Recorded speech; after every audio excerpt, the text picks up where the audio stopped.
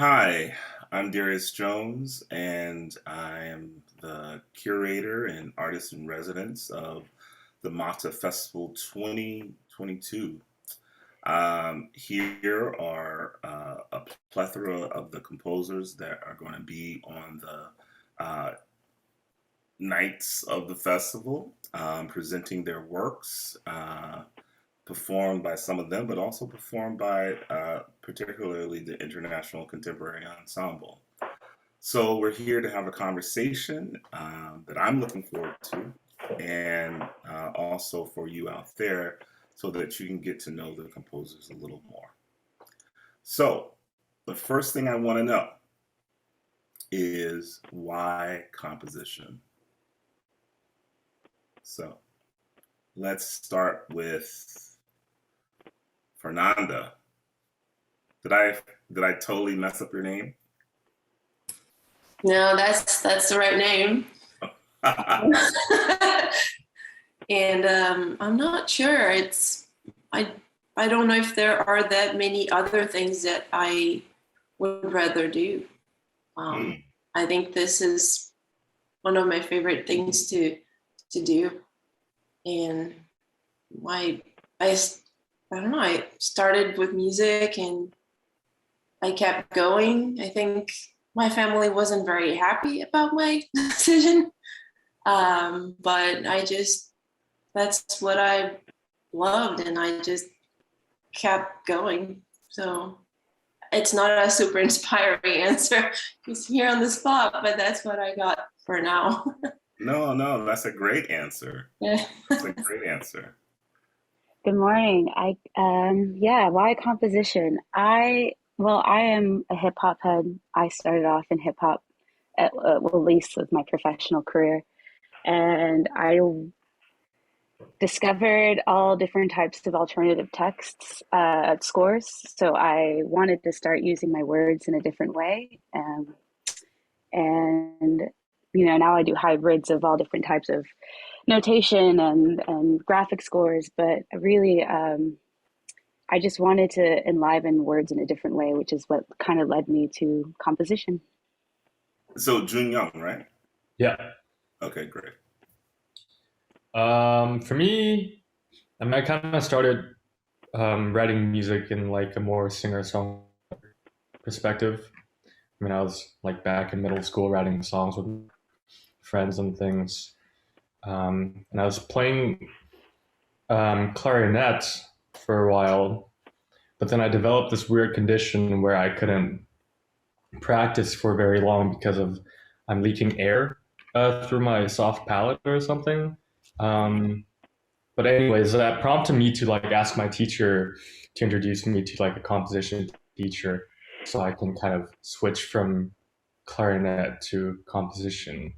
And at first, it was just like a way for me to kind of deepen my knowledge in songwriting.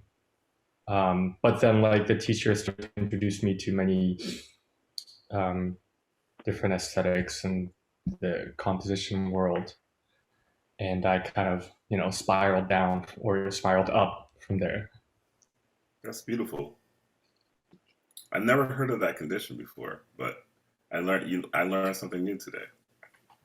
I like that. I've actually heard that it's common, but like a lot of people can get past it. I just never, I guess, put in the effort to or wanted to. Oh, okay. Well, lucky us. Wajdi, oh my God. You said right.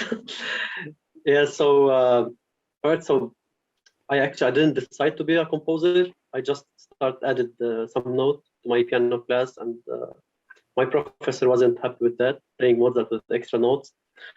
So I find that I should study composition. I start, and it's exciting because it's like searching about an identity, how to express yourself in music. And for me, it's something like a mission to bring the Arabic music to some contemporary music field.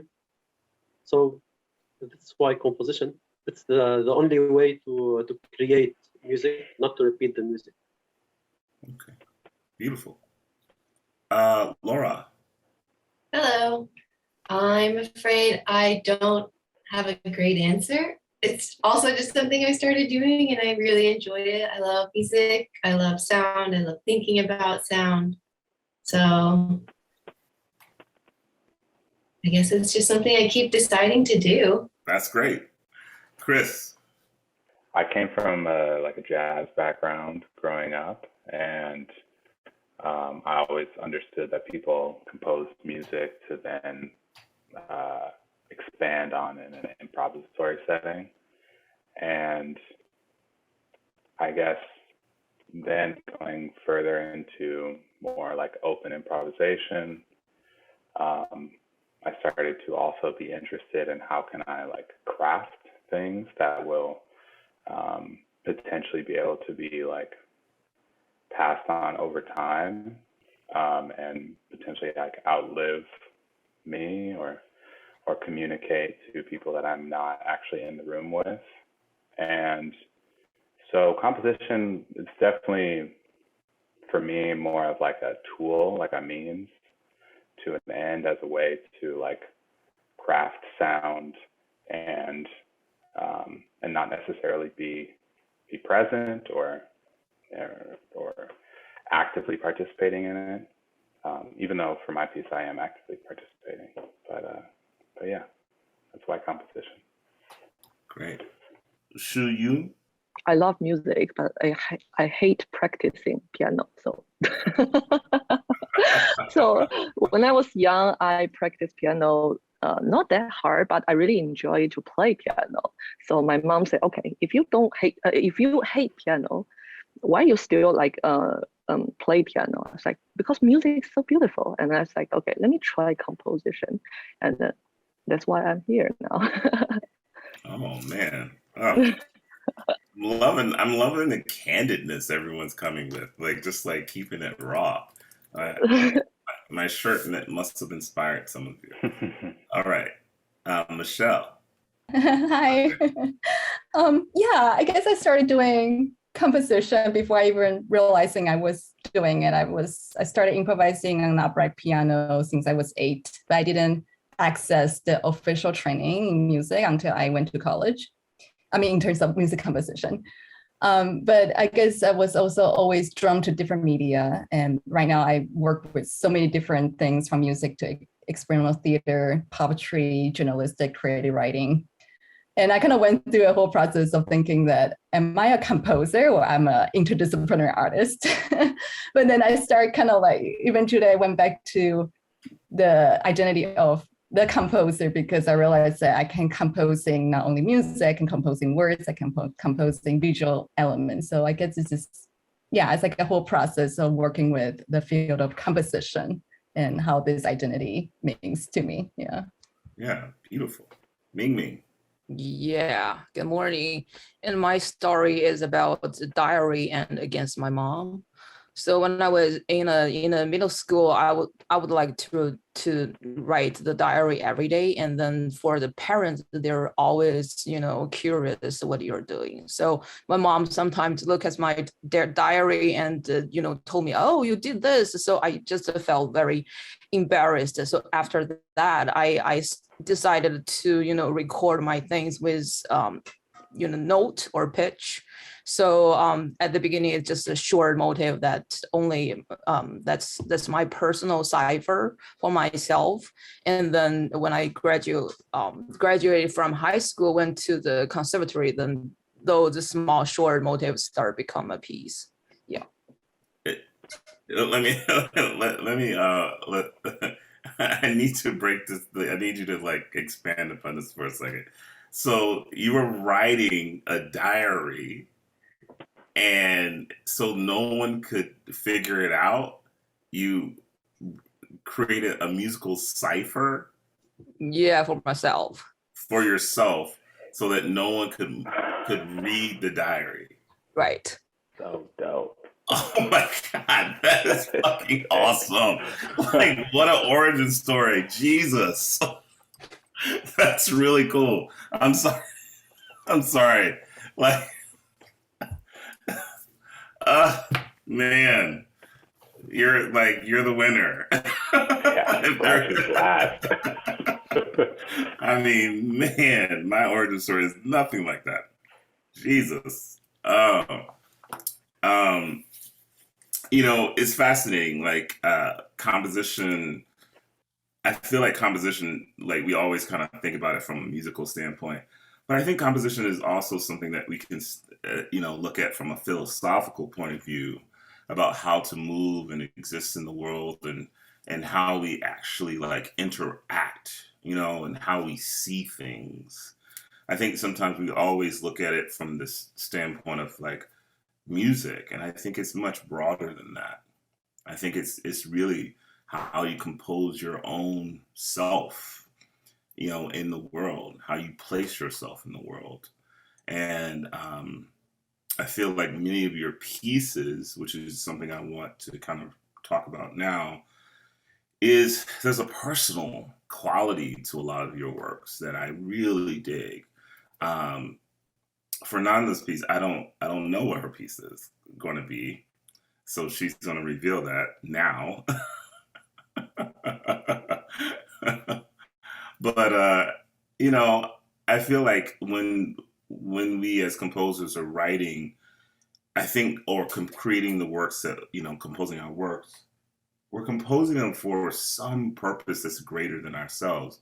I mean, Mengmeng's story is a perfect example of that. And I think, sometimes the listener doesn't have all of the information. And so it'd be great to kind of get some insight about the pieces, the piece that you're gonna present, and I'm super excited to hear about this because, I only got a little bit of information. So, Fernanda, let's start with you again. This piece had a bunch of false starts, and it took me a while. So I started and I dropped it. I started and I dropped it several times, also because of the pandemic. So when I started, the pandemic wasn't a thing yet. So I had an idea to create some sort of chamber opera, and I had some sort of like megalomaniac ideas, and I wanted to use video, I wanted to use electronic music, I wanted to use spatialization and a bunch of different components and projection mapping and all that. And then that wasn't possible. And then the pandemic hit, and then we thought, we thought about creating another version of this piece that would be suitable for online environments, something like Zoom. And then I switched my way of thinking and started thinking about using technologies and ways to blur what is real and what is Zoom. and then I just realized that I was actually quite unable to participate in the music scenario at that time during the pandemic. So I just couldn't do that at all. So I spent a good year and a half, almost two, not participating in the music scene. To me, it revealed how important it is to the live situation, being with people, feeling the for lack of a better word, the energy of the performers, and that kind of interface between the performance, the performance, and the audience, and feeling all those good things. And without that, I felt that I didn't have a whole lot of meaning as a composer. And on top of that, there was so much going on that I didn't feel like I had anything that I could say. I guess I was mourning, and I didn't have much to offer. And a lot of the music that we consumed was through social media, and Zoom and YouTube and Facebook and all those things. And I was saturated, and I just don't have a whole lot of talent to have that kind of personality. So I kind of withdraw for a little bit. But then, things started to get a little better. We have live performances now, And then I had to finish this piece real quick. Like boom, boom, boom, we have this thing, now you need to finish this piece. I'm like, whoa, what's going on? And then I went back to all the old drafts and looking at reality right now and then try to merge all those things and trying to be less megalomaniac and like reduce it to what's actually possible, etc. And then came this piece. And I usually have a hard time giving titles to my piece, and because they tell so much, I feel, about peace, and sometimes I feel that can tell too much, right? But in any case, the piece is called Unnoticed Spectacles, and it's divided in 3 movements. The first one is Empty Hall, and it's basically a solo by a vocalist. In this case, will be a soprano, but this could be adapted to another vocalist.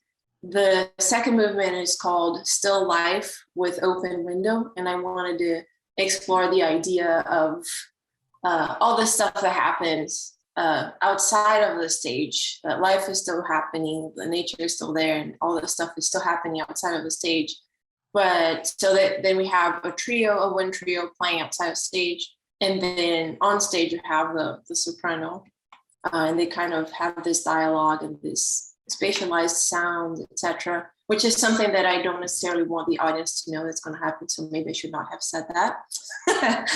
And then the third and last movement is called Watermelon. And it's based on a quotation by a writer that I love called Clarice Lispector.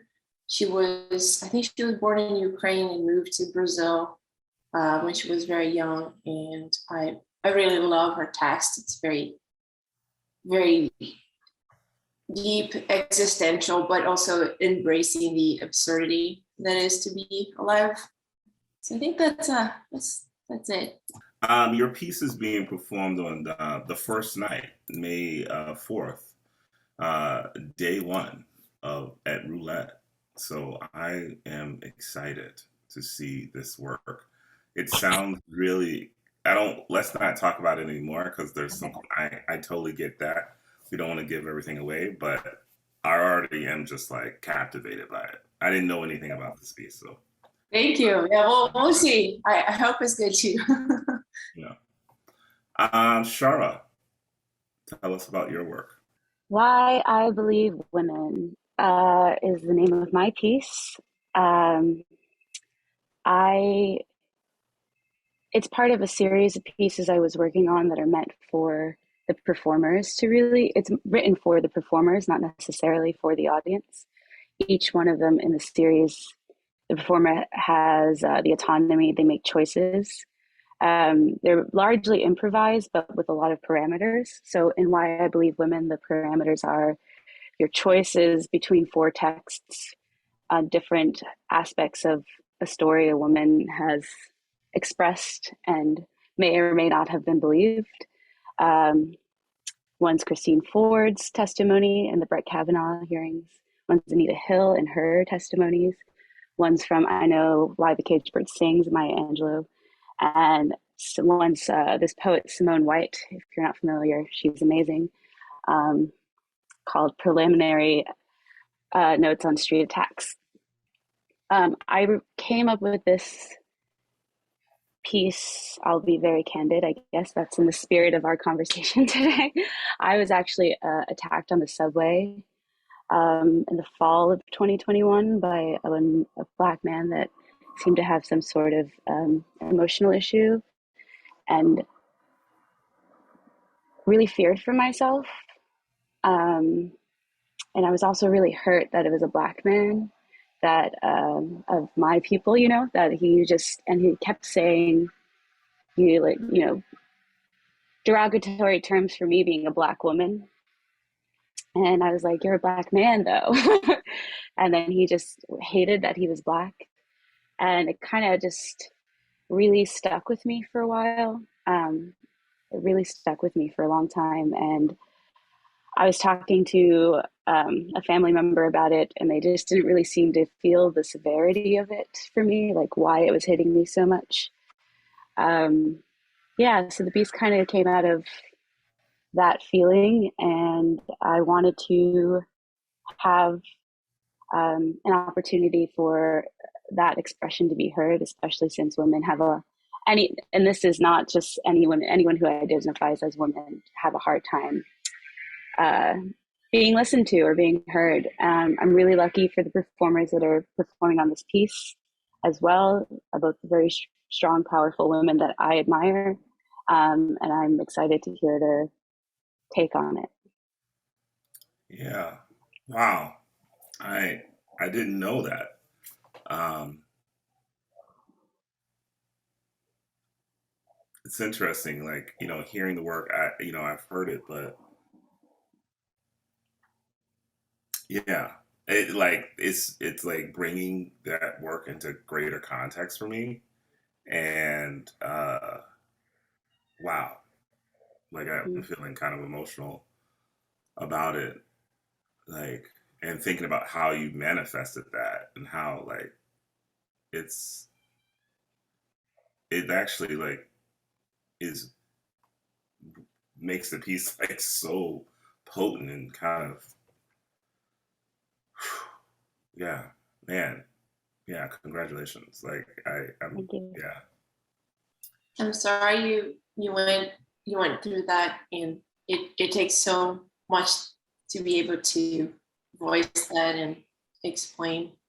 And and I'm so happy that you found a place of strength and power to go through it. And Thank you. it's Thank you. Yeah. admirable. Thanks for I believe in sharing. yeah, I believe in the power of the words, so got to get it out. But thank you for this opportunity to express it. I, I'm sorry to kind of just linger on this for a second. Is the relationship like the reason why it's a duo? Like, I mean, I'm curious about that. Like, you is it because of that sort of scenario of the duality of the thing? Like the scenario between man, woman, the whole perspective on like, oh, I you know look at my blackness as beautiful versus someone who's like not looking at it like that, and that sort of conflict there, is that why you chose that sort of like Yeah, yeah. A lot of it has to do with the duality of even just that man, of how he is black but can't love that about him. And then I love that about me, and to be attacked on that, as well as the idea of the duality of voice and bassoon and how they similarly sound like each other and trying to sound like each other in different ways. Yeah, there's a lot of parallels in the duo sense for me specifically. Also, like just my own personal duality of a lot. I think about two sides of things as I'm biracial, like a lot, a great deal. Um, yeah, it has to do with a lot of twos, twosomes. yeah, Mhm. yeah, great. Oh, so all right. Shara's piece is going to be on May 4th, day one as well. So wow, day one is going to be like serious. Like I'm excited. So, Jun Young. I've been, since the pandemic kind of began, I've been focusing on creating these pieces where I amplify the sound of someone painting on a canvas. So I'll place contact mics behind the canvas and then use Max MSP to transform sounds that the person makes with a paintbrush or the charcoal, and try to create musical things with it. Um, it's my third piece in this kind of series that I'm doing. Um, and I guess a big influence, I mean, I guess it might be obvious, but like the whole New York school abstract expressionists, you know, um, and like Willem de Kooning, Jackson Pollock, Franz Klein, these people. I was very interested in the kind of gestural aspect of the painting, and also just trying to figure out a unique relationship between kind of different changes in visual parameters and the changes in musical parameters. I've known a lot of works where I felt like the visuals were kind of a byproduct or kind of on the subservient side of the music, and in a lot of disciplinary pieces. And I guess I wanted to do something where both the visual and the musical aspects were kind of influencing each other at equal levels. So that was kind of my idea to amplify the canvas. The piece is called Black Emerald, black comma emerald. So it works with two colors. One is in black and one is in emerald. And it's with 3 instruments. And I guess a lot of the musical material has to do with also like I've created the piece so that the emerald gestures have a specific sound color to them, and the gestures in black have a specific sound color to them, and coming up with different ways to slightly vary these gestures and using the instruments to reflect what is happening visually. Wow. Keep going. Oh, I mean, that was kind of like the end of the thought. Oh, yeah. Man, I'm really excited for your piece. Like, I have to say, like, it's interesting because I used to do a project and had like 2 painters and like, but the thing, and I've always seen that kind of work where, music is like creating, the visual component. And it's almost like you kind of found a way to kind of blend these 2 worlds in a beautiful fashion. And so, I mean, is that something you were thinking about?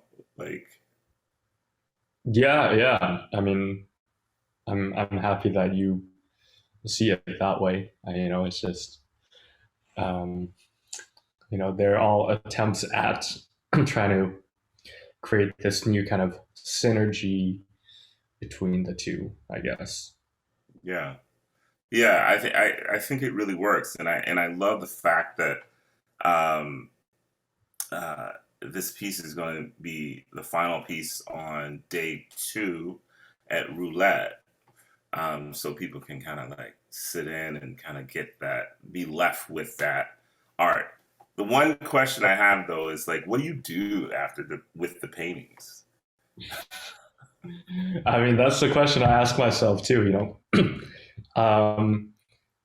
one of them is kind of just sitting in my parents' home in New York.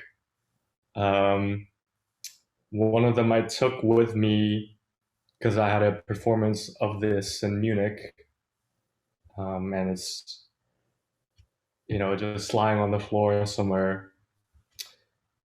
I mean, I don't know, like,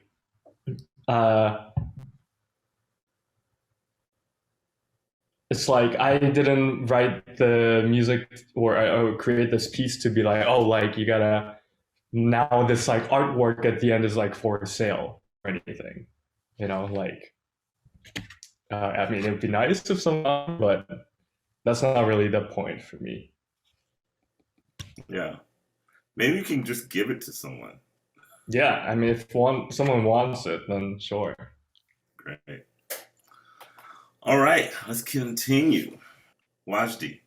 My piece started by a sort of idea. So it's how the prey will feel when it was hunted. So if someone coming to hunt a prey, how the prey will feel, how will sense this, how will listen to the call and singing to these hunters. was coming for some fun. And the horn, or the French horn, the main piece, the main instrument of my piece, was the call of these hunters. So they start by playing this to announce that the hunting trip started. So the piece have an introduction and 4 acts.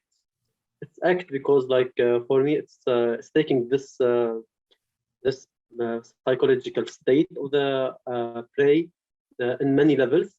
So when he just listen to this call, when he start hiding, when he start, he know that the end is near, maybe, and they are a place, some kind of irony that he listened to the song that the hunters sing while they're being chased, and he liked the music, so he like kind of interact with them.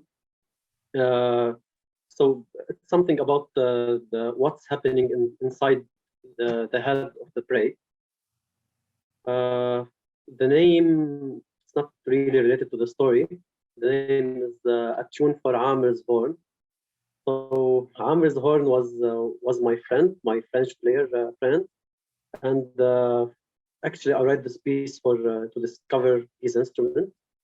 So I use a lot of extended techniques. Some we try to create some Arabic modes and rhythms and play some microtonal mode using this the instrument.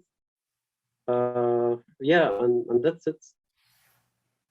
Man, you know, it's interesting to hear the story behind this because I thought it was just like, you know, a nice little piece for your friend, and to hear.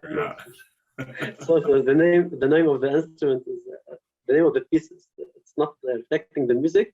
It's reflect more the instrument, because I spend many time with Amr horn, with his horn. Yeah. So we tried everything on this instrument. Yeah. Yeah, I really like this piece. This piece is going to be is the final piece on the night on day 3 at National Sawdust. Yeah, so look out for it. It's going to be great. All right, Laura. Well, first, I feel like I want to say to Shara that I'm sorry that happened to you, but also thank you for sharing your story with us. Yeah. And my piece is, sorry, I'm having trouble focusing back to my piece. But so I basically had this opportunity to write for Kyle Model, a really fantastic improviser. I think I was working on this about a year ago. But I was really interested in trying to explore the boundaries between different sonic parameters, I think. So I actually was drawing out different, I don't know, graphs or spectrums of noise to pure sounds and loudness, quietness. There are a couple of other ones, but I can't really remember right now. But I was really excited to write for him because I would think we had some similar aesthetic interests in terms of sound. So I got to try to create and imagine these really knotted textures and tangled up ideas, kind of trying to, I don't know, not trying to run away from or avoid thinking of discrete elements, but I really wanted it to just be a big knotted mess of ideas all mixed together. But I also got to include, there's some sections of free improv for the bassist, so he can recycle through old ideas and add to it, which I think makes the piece really exciting.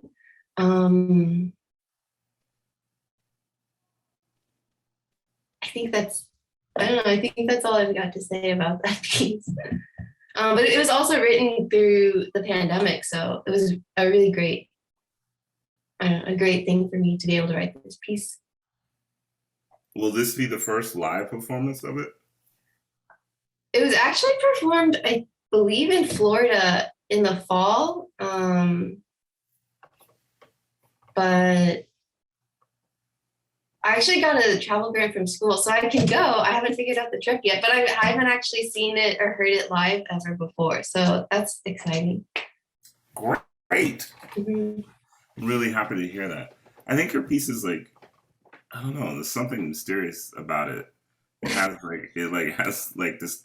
I like that idea of the knotted mess, but I was like, man, what is she trying to express with this mess? You know, like there's something in that.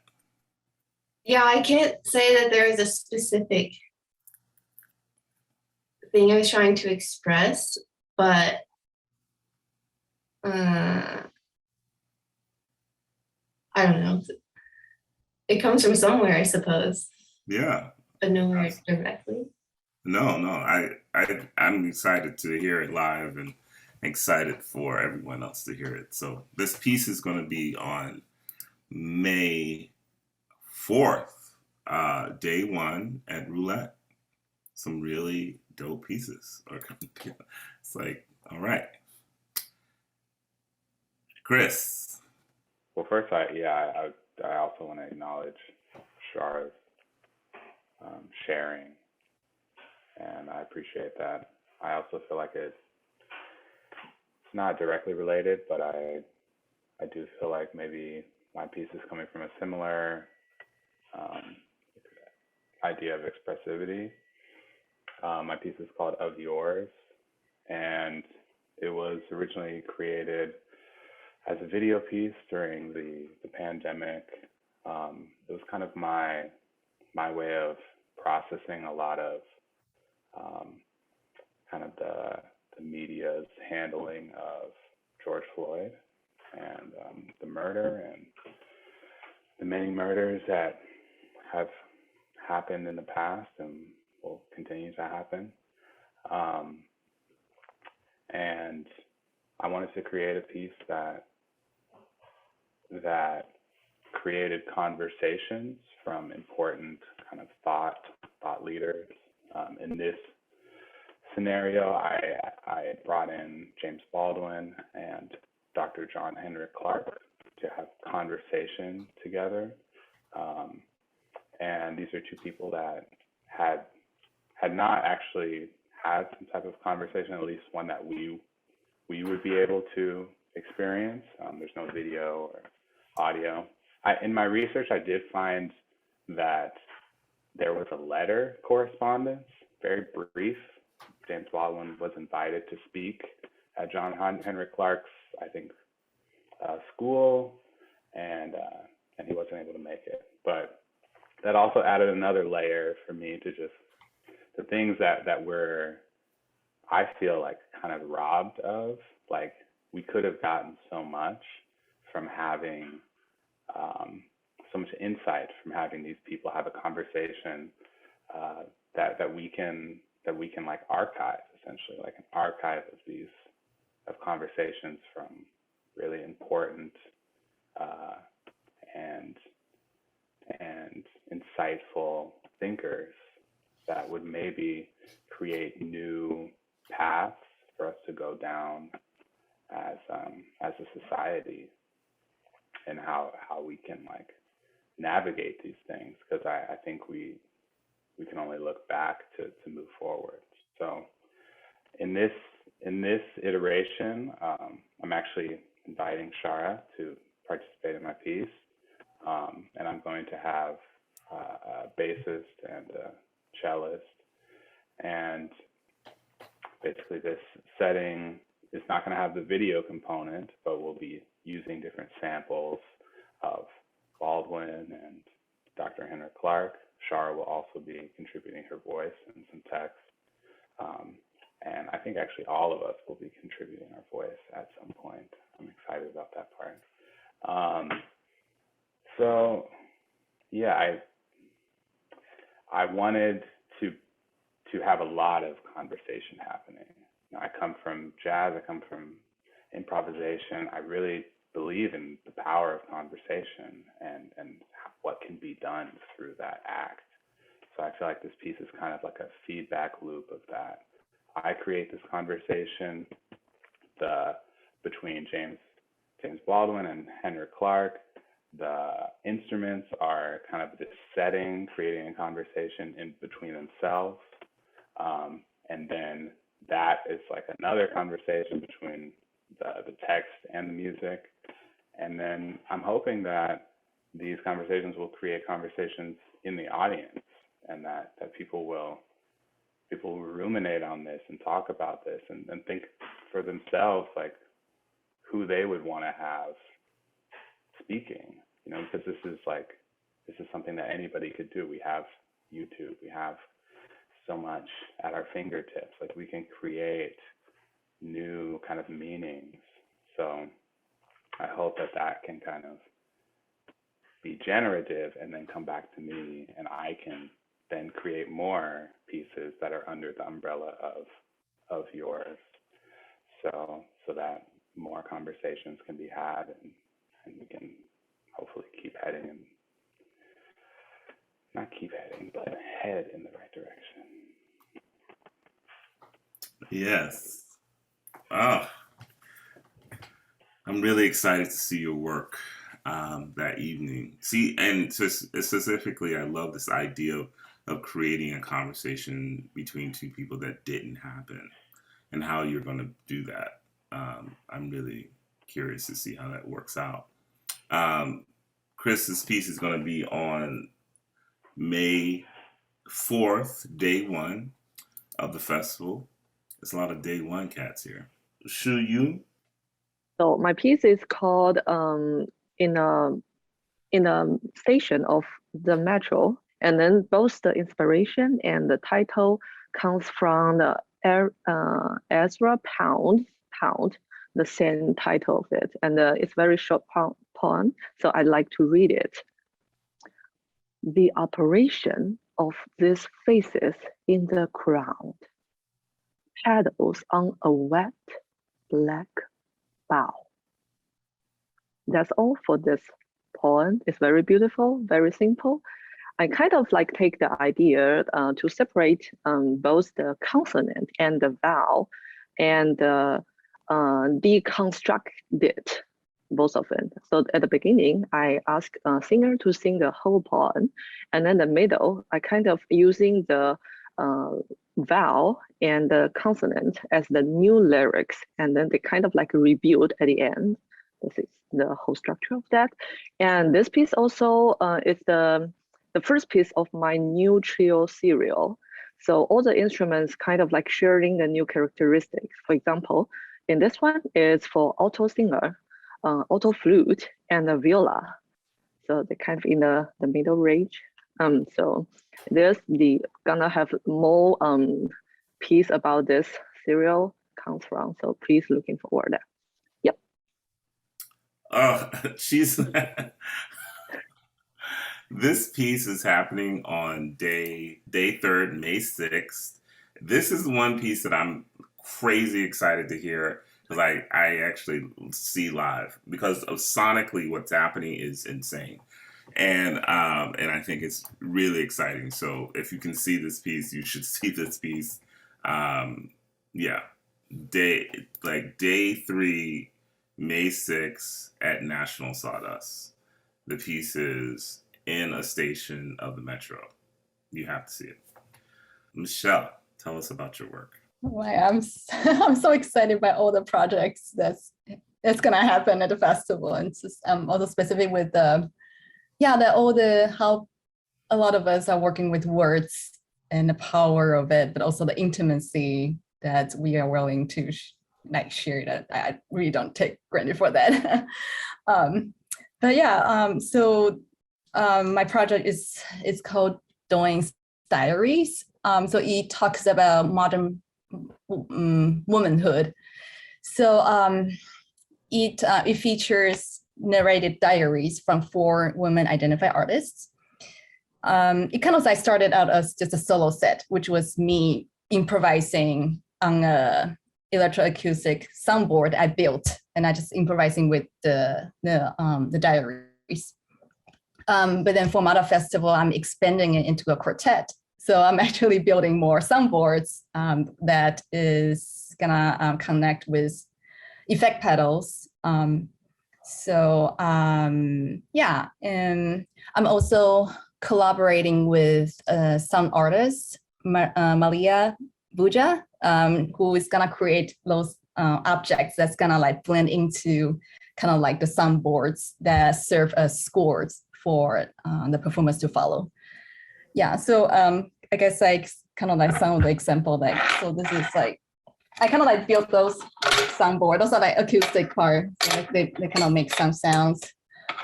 So for the performers to just play with, their content might be pretty ugly back there, but this content mic that is gonna hook up with different pedals. I kind of built those board with kind of like based on the characters of the protagonists who are sharing their diaries. And all of the soundboards are built with recycled materials and found objects. So that's kind of, yeah, I guess I'm like, in general, this project is exploring the physicality that's happened in domestic environments, but also like exploring how young women artists are navigating their artistic career at the same time. So it kind of, yeah, really kind of like peek into their minds, but also like just some of them are just like lists of things they have to do. It's a very just daily routine, that kind of different, for very different sort of spaces. But yeah, just kind of exploring this topic. Yeah. Yeah. I really love this piece because of the fact that it's just like the daily life, you know, like you're giving this like sort of peak or sort of commentary. The piece is kind of giving commentary on like, well, this is what this is what we're dealing with. Like, it's like from their, it's like perspective. And I think sometimes like we as, I mean, just people, we don't do that enough, you know, like really think like from a perspective based place when we see another person. And that was what was fascinating about your piece to me. Also the board that you created and the objects that you were putting on it. And I'm curious, you're saying you're like, besides the boards that you're building, you're actually creating new like things to put on it. Is that happening? Is that what you're saying? Yeah, like so those are the things that's already fixed on it that will make sounds. But there are other objects that I offer the performers, but I'm also inviting them to bring something from their household to interact with the boards. But I just just from kind of like the staging standpoint, I don't necessarily want the performers to read, let's say, like a musical stand with papers on it, and I want to like have the cues or like the things that kind of help them to follow the piece, but with like they're turning to little objects that kind of can be around the setting on the table, and I can even grab those objects, which is also the scores and or cues on it, to interact with the boards. Yeah, I'm kind of like I'm exploring this. Yeah. Oh man. Well, I'm excited. I'm excited to see this piece as well. And this is the very first piece of the festival. This piece starts the festival. It opens it. and then we get a world premiere by Fernanda. You know, so this is like the beginning piece, and I am excited for that. I'm excited. It's super excited for it to open. So that's May 4th at Roulette. All right. So we've come to the end. Mengmeng, tell us about your piece.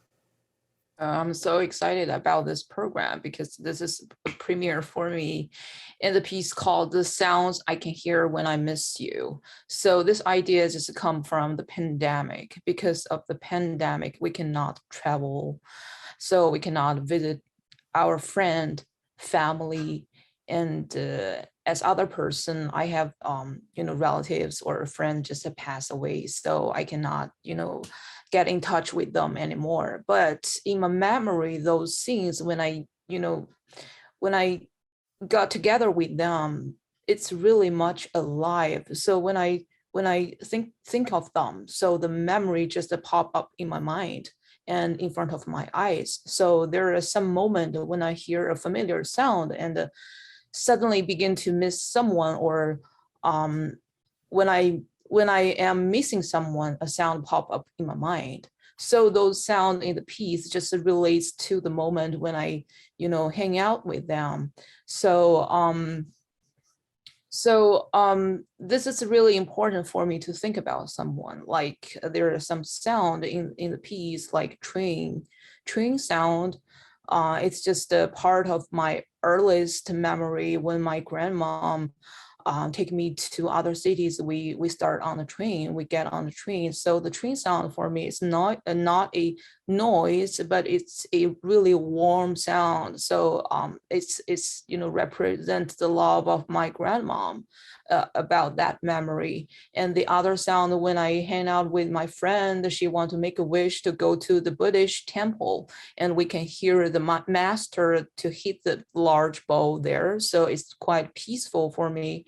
And the other, urban noise for me in that piece, it just like the moment when I, experienced those things. So regardless of how it begins, so these emotions just stirring in my mind.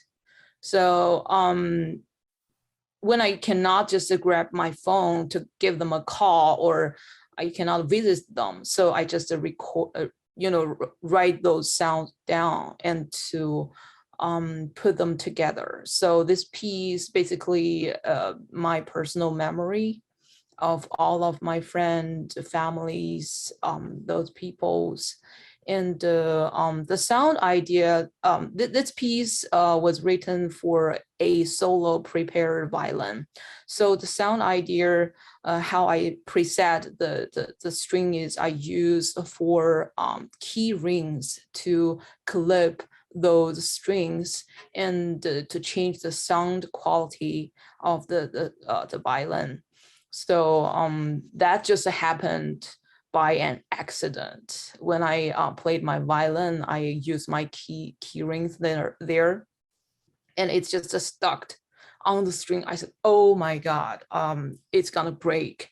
I need to spend money to change the string. But at that moment, I just figure out, oh, there's some microtone of there, which I really want.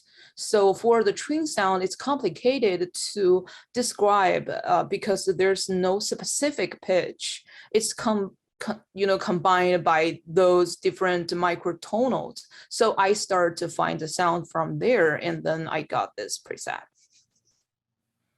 Man, this is a great piece, Mengmeng. Like it's a really strong piece, and I really felt that when I listened to the piece. Like it really kind of like emotionally drew me in a really strong way, and I was like so curious about what you were missing. It's like I was like, oh my God. So I'm excited for everyone to hear this piece. I'm excited for all of these pieces. These are all just like amazing works. Like, God, it's going to be so good. Mengmeng's piece is going to happen on day 2 at Roulette. That's May 5th. I just want to take a moment and say thank you so much. Thank you for being who you are. Thank you for the work that you're creating. I know sometimes, it feels like as composers we're like alone and stuff, but you're not. And this should tell you that. Like all of us being here together, all of us working and crafting and creating things.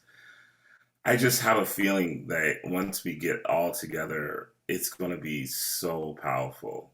Like we're going to do something really, really amazing over these 4 days. One last question for all of you, and you can chime in however you feel like it. And this can be very short, but what is something that you're looking forward to from the festival, those of you who are maybe going to be there?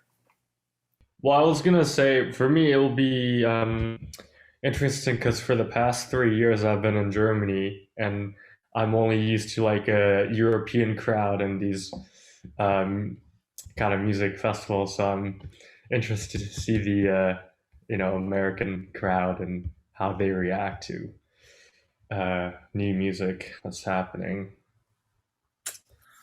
Yeah, we have some things planned. So yeah. Yeah. And also, it's like the first time I'm having one of my canvas pieces performed by someone besides me on the canvas. So that's something I'm excited and also nervous about. But yeah. It's gonna be great, man. Don't worry. I am really looking forward to seeing people again, to feel like a live audience, to hear music that's not necessarily coming from my headphones or, it's not through a screen. So I'm really looking forward to be with people again. And that coming from someone who's not particularly super social, that's, I don't know, I'm just very excited. And like listening about all y'all's works is just so exciting, and just got me so curious about how this is gonna turn out, and I'm really looking forward to it. Yeah, for me it's like collaboration because I'll be performing with the ensemble and also just meeting fellow artists, which is kind of like the most exciting part of being an artist in the field. Yeah. Yeah, I'm looking forward to the fellowship that happens after people perform, call it the hang, just like the part where we get to talk and see what everybody's about, and, whether you're performing or not, I love that part. I think that's such a important, it's like a continuation of the performance. Yeah. Well, I want to say thank you so much for giving your time today. We're not that far away now. And so I hope that everyone shows up and comes out and hears these pieces and experiences these composers. I'm really excited.